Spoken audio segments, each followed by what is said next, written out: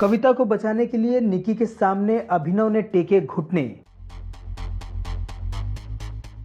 TV reality show big boss में nomination task में घर की सुरक्षित सदस्य बनने के लिए कविता कौशिक को कहा गया कि वो अभिनव से रुबीना की वो डॉल मंगवाएं जो डेविल एंजल टास्क के दौरान खराब की गई थी। उसे धुलवाकर निकी को भेंट करते हुए अभिनव घुटने के बल बैठकर निकी से ये कहें कि उस दिन मैं गलत था और आप सही थी। आपको याद दिला दें कि लग्जरी बजट टास्क के दौरान निकी डेविल बनी थी और रुबीना एंजल। उस टास्क के दौरान निकी ने रुबीना को अपनी डॉल, जिसे वो टूटी पटूटी कहकर बुलाती हैं, उसे फोक से फाड़ने को कहा था। उस दौरान उस डॉल पर सेजवान चटनी भी गिर गई थी, जिसके बाद टास्क खत्म होते ही अभिनव ने वो डॉल रुबीना के हाथ से ले ली और कैमरे के सामने ये बोलते नजर आए कि डॉल की जो भी हालत हुई है उसके लिए निकी जिम्मेदार है। और डॉल की इस हालत से निकी की सोच का पता चलता है और उस डॉल को अभिनव ने उसी हालत में संभाल कर रख दिया ताकि वो डॉल निकी की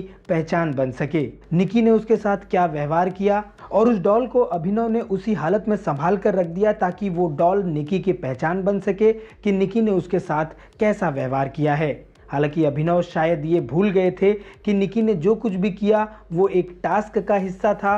उस टास्क के हिस्से को वो निकी के पर्सनल लाइफ के साथ जोड़कर नहीं देख सकते और शायद बिग बॉस ने नॉमिनेशन के इस टास्क में निकी के सामने अभिनव को घुटने टिकवाकर इशारे में ही सही, लेकिन अभिनव को वो बात याद दिलाने की कोशिश की है कि निकी ने उस दिन जो कुछ भी किया था वो एक टास्क का हिस्सा था, जिसे आप कैमरे पर उसका पर्सनल व्यक्तित्व बता रहे थे।